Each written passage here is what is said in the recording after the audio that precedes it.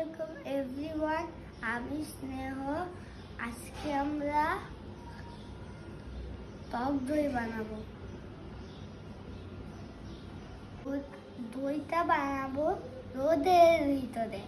এখন পাতিলটা রোদে নিয়ে যাব।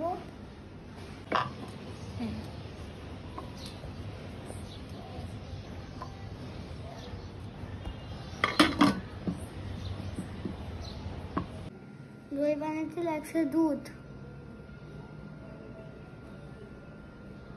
আমরা ক্যারামেল বানাবো।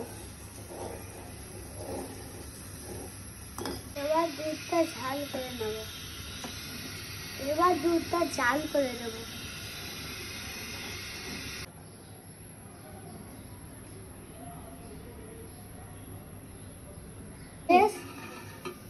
জাল করা শেষ।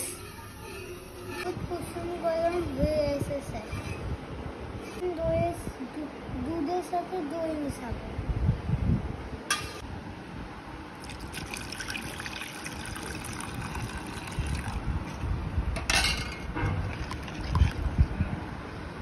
কাপে ঢেলে নিলাম। এখন আবার রোদে রেখে আসবো। ভিতরে দুধ থাকবে 2 ঘন্টা। তোমাদের মাঝে আবার আসবো। ভিতরে দই রেডি হয়ে গেছে। খোলো।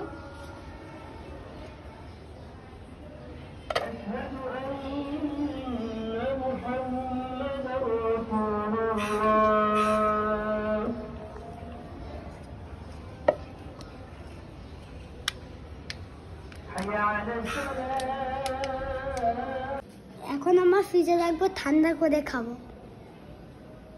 এটা পারফেক্ট দই, আলহামদুলিল্লাহ। খেয়ে দেখাও।